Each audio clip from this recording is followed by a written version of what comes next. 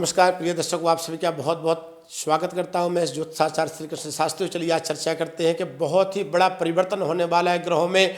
तो 30 दिसंबर 2021 को शुक्र देवता अपन मकर शनि की मकर राशि से निकल करके देवगुरु बृहस्पति की धनु राशि में प्रवेश करेंगे, जो कि आपको बता दें कि धनु राशि वाले जातकों के लिए यह हैरानी की बात है और परेशानी का कारण है, क्योंकि शुक्र देवता धनु राशि के स्वामी गुरु देवता के परम शत्रु हैं और जब कोई ग्रह शत्रु राशि में जाता तो हानि और बाधा नुकसान पहुंचाता जरूर है।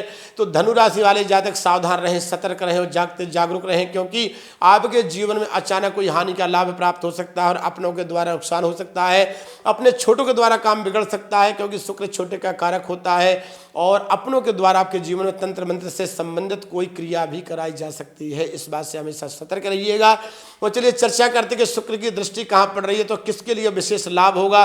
तो शुक्र देवता की दृष्टि पड़ रही है अपने ही घनिष्ठ मित्र की दृष्टि पे जाकर के मिथुन राशि पे, क्योंकि शुक्र सप्तम दृष्टि से मिथुन राशि को देखता है और मिथुन राशि वाले जातकों के लिए यह लाभप्रद होगा। 30 दिसंबर 2021 को जो ग्रह परिवर्तन हो रहा है, शुक्र देवता धनु राशि में आएंगे और मिथुन राशि वाले जातकों के लिए लाभप्रद होगा। भाग्य में वृद्धि होगी और अचानक धन का लाभ होगा और सौंदर्य के क्षेत्र से, कला के क्षेत्र से लाभ प्राप्त होगा, क्योंकि शुक्र देवता कला का स्वामी है, धन का स्वामी है और सौंदर्य का स्वामी है। तो जो लोग इस तरीके के कार्य करते हैं, सौंदर्य प्रसाधन बेचते हैं, जैसे कि आपका हो गया कॉस्मेटिक से संबंधित, इलेक्ट्रिकल से संबंधित कार्य करते हैं, ब्यूटी पार्लर बुटीक चलाते हैं, इनके लिए शुक्र देवता की विशेष कृपा होगी और जीवन उनके लिए धन धान का लाभ होगा, धन की प्राप्ति होगी। और चलिए आगे चर्चा करते हैं कि जीवन में आखिर कौन सा ग्रह किसके लिए कितना महत्वपूर्ण होता है। तो हम इसके साथ अब सीधे कुंडली पर चर्चा करेंगे। हमारे सामने कुंडली लाइव में आ रही है, उस कुंडली का विश्लेषण करेंगे कि आखिर कुंडली क्या कहती है किसके बारे में, क्योंकि कुंडली के द्वारा यह निर्धारित होता है कि कौन सी कुंडली में किसका भाग्य कहाँ रुका हुआ है, उसको किस क्षेत्र में लाभ प्राप्त होने वाला है, उसके जीवन में कौन सा रत्न उसके लिए महत्वपूर्ण होगा, उसके लिए कौन सा उपाय अच्छा होगा जो वह धन की वृद्धि कर सके, स्वास्थ्य बाधा से मुक्ति पा सके। और कई लोग जैसे ऐसे जातक होते हैं जिनको संतान से संबंधित परेशानी होती है, तो उनके लिए शुक्र का जो गोचर मतलब बहुत ही महत्वपूर्ण है। शुक्र संतान देने में माहिर ग्रह है, क्योंकि वासना से युक्त ग्रह संतान को देता है और शुक्र वासना का ग्रह है, कामदेव का है। तो आपको बता दें कि जिनको संतान नहीं हो रही है, यह शुक्र का परिवर्तन उनके लिए बहुत ही लाभकारी होगा और उनके लिए बहुत ही महत्वपूर्ण होगा। तो चलिए आप सभी लोगों से निवेदन है, आप सभी से सादर आमंत्रित हमारे चैनल में कि जिनकी भी कुंडली में जो समस्या है अपनी डेट ऑफ बर्थ टाइम डालें और साथ में जन्म स्थान डालें और अपना प्रश्न जरूर डालें कि आप क्या जानकारी चाहते हैं। तो चलिए कुंडली के विषय में चर्चा करते हैं। हमारे सामने कुंडली है जगमोहन जी, बहुत बहुत नमस्कार जगमोहन जी। आपकी डेट ऑफ बर्थ हमारे सामने ये 7/2/1984 और समय है प्रातः 4 बजे और हमारे साथ जुड़े हुए जबलपुर मध्य प्रदेश से बहुत बहुत शुभकामनाएं आपको। आप बहुत ही अच्छी जगह से जुड़े हैं जहाँ पे नर्मदा की धारा बहती है और भेड़ाघाट का वहाँ पे स्थान है और शुक्ल पक्ष की पंचमी में आपका जन्म हुआ है। रेवती नक्षत्र मूलों में आप 27 माह में पैदा हुए हैं और मंगलवार के दिन आपका जन्म हुआ। तो चलिए चर्चा करते हैं कि आपकी कुंडली क्या कहती है। तो आपको बता दें कि आपकी धनु लगन की कुंडली और धनु लगन की कुंडली बहुत ही महत्वपूर्ण और मजबूत मानी जाती है।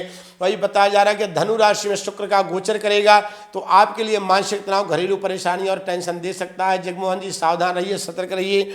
और आपकी जो राशि बनी हुई है कुंडली में, तो आपका चंद्रमा जाकर के बैठा हुआ मीन राशि में, तो मीन राशि आपकी बहुत अच्छी है और आपकी मीन राशि में आपका भाग्योदय होना है 17 अप्रैल से लेकर के 17 अप्रैल को देवगुरु बृहस्पति आपकी मीन राशि में गोचर करेंगे और आपके जीवन में बहुत बड़ा परिवर्तन आएगा, बहुत अच्छा भाग्योदय होगा और जीवन में अनेक प्रकार से आप लाभ प्राप्त कर पाएंगे। तो चलिए चर्चा करते हैं कि आपकी लग्न के स्वामी, धनु लगन के स्वामी देवगुरु बृहस्पति हैं, तो बृहस्पति कहाँ विराजमान है आपकी कुंडली में। तो देवगुरु बृहस्पति अपने लग्न के स्वामी होने के बावजूद भी अपने ही लग्नस्थ स्थान में बैठे अपनी राशि में, और जब भी कोई ग्रह केंद्र में अपनी ही राशि में बैठता है तो पंच महापुरुष राजयोग बनता है। तो आपकी कुंडली में एक बहुत बड़ा ही राजयोग है जगमोहन जी, पंच महापुरुष राजयोग है। राजयोग आपको जीवन में बहुत काफ़ी तरक्की देगा, सफलता देगा और भाग्य में अनेक प्रकार से वृद्धि देगा।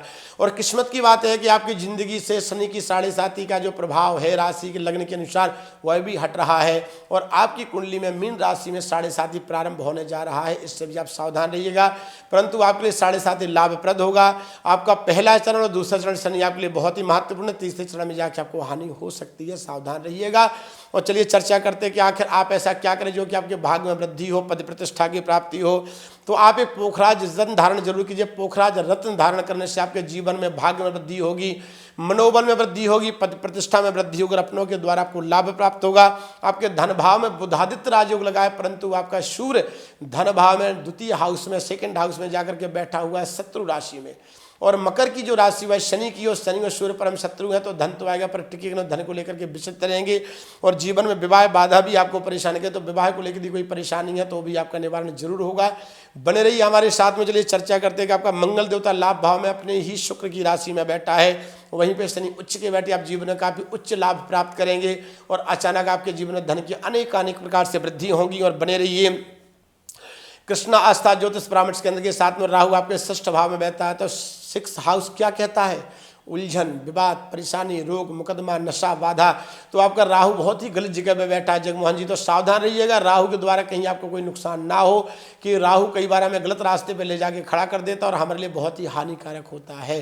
तो इस तरीके का कार्य आपको नहीं करना जो आपके लिए हानिकारक हो। और आप निरंतर एक उपाय कीजिए, पोखरा चिन्ह धारण कीजिए, साथ ही साथ आप सूर्य देवता को वर्ग निरंतर दीजिए, क्योंकि सूर्य देवता आपके ग्रस्त, तो सूर्य देवता जब कमजोर कुंडली में होते हैं तो हमें मान सम्मान बहुत कम मिलता है और जीवन में हमें अपयश ज़्यादा मिलता है। तो आपको सूर्य अर्घ्य प्रतिदिन देना, और साथ ही साथ आपको गुरु को प्रसन्न और करने के लिए प्रत्येक गुरुवार का व्रत करना, और साथ ही साथ आपको चने की दाल और गुड़ जरूर केले के वृक्ष में चढ़ाने से आपके जीवन में विशेष कृपा होगी और आपके जीवन में भाग्योदय होगा, धन धान्य की वृद्धि होगी, यश बल बुद्धि कीर्ति की प्राप्ति होगी और अपने लोगों में आपको मान सम्मान की प्राप्ति होगी।